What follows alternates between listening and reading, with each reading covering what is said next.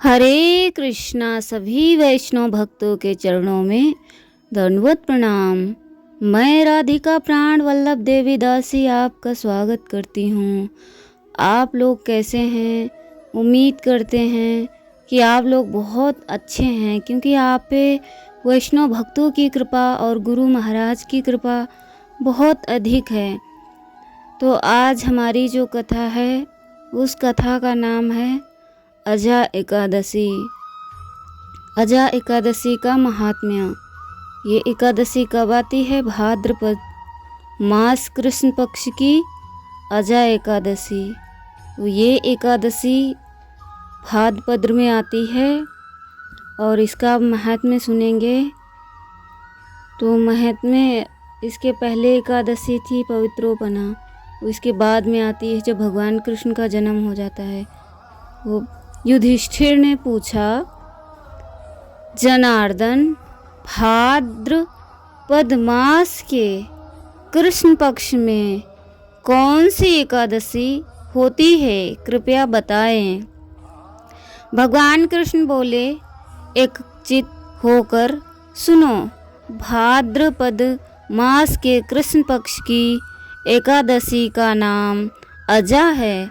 वह सब पापों का नाश करने वाली बताई गई है। जो भगवान ऋषिकेश का पूजन करके इसका व्रत करता है उसके सारे पाप नष्ट हो जाते हैं। पूर्व काल में हरिश्चंद्र नामक एक विख्यात चक्रवर्ती राजा हुए, जो समस्त भूमंडल के स्वामी और सत्य प्रतिज्ञ थे। एक समय किसी कर्म का फल भोगने पर उन्हें राज्य से भ्रष्ट होना पड़ा। तो हमारे जो कर्मा होते हैं, कभी कभी हमें अपने कर्मों से भ्रष्ट भी होना पड़ता है। तो भ्रष्ट जब होते हैं तो उसका भुगतान भी करना पड़ता है। राजा ने अपनी पत्नी और पुत्र को बेच दिया, फिर स्वयं को भी बेच दिया।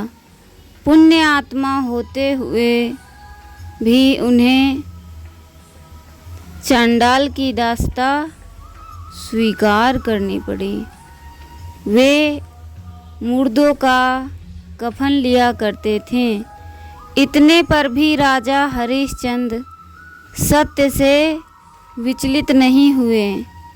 इस प्रकार चांडाल की दासता करते हुए अनेक वर्ष व्यतीत हुए। इससे राजा को बड़ी चिंता हुई। वे अत्यंत दुखी होकर सोचने लगे, क्या करूं, कहाँ जाऊं, कैसे मेरा उद्धार होगा। इस प्रकार चिंता करते करते वे शोक के सागर में डूब गए। राजा को आतुर जानकर कोई मुनि उनके पास आए। वे महर्षि गौतम थे। तो जब हम किसी प्रकार का चिंतन करते हैं, भगवान से प्रार्थना करते हैं, तो भगवान हमारी सहायता करते हैं। सहायता कैसे करते हैं? वो किसी न किसी को भेजते हैं हमारे पास हमारी सहायता करने के लिए, हमारा मार्गदर्शन करने के लिए, और हम समझ नहीं पाते हैं, और यही भगवान हमारी सहायता करते हैं। तो जब राजा को चिंता हुई, तब भगवान ने क्या करा, महर्षि गौतम को उनके पास भेजा। उनका जो उनके मन में भ्रम था, वो चिंतित थे, व्यथित थे, तो उनके शंका का और दुख का निवारण करने के लिए भगवान ने उनको भेजा। महर्षि गौतम, वे महर्षि गौतम थे। श्रेष्ठ ब्राह्मण को आया देख राजन ने उनके चरणों में प्रणाम किया और दोनों हाथ जोड़कर गौतम ऋषि के सामने खड़े होकर अपना सारा दुखमय समाचार कह सुनाया। राजा की बात सुनकर गौतम ऋषि ने कहा, राजन, भादों के कृष्ण पक्ष में अत्यंत कल्याणमयी अजा नामक एकादशी आ रही है जो पुण्य प्रदान करने वाली है। इस व्रत का पालन करो, इसका व्रत करो, इससे समस्त पाप का अंत होगा। तुम्हारे भाग्य से आज वे 7वें दिन एकादशी है। उस दिन उपवास करके रात रात में जागरण करना, कीर्तन करना। ऐसा कहकर महर्षि गौतम अंतर्धान हो गए। मुनि की बात सुनकर राजा हरिश्चंद्र ने उस व्रत का अनुष्ठान किया। उस व्रत के प्रभाव से राजा सारे दुखों से पार हो गए। उन्हें पत्नी की पुनः प्राप्ति हुई और पुत्र का जीवन मिल गया।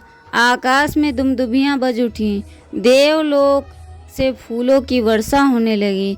एकादशी के प्रभाव से राजा ने अकंटक राज्य प्राप्त किया और अंत में वे पुरजन और तथा परिजनों के साथ स्वर्गलोक को प्राप्त हो गए।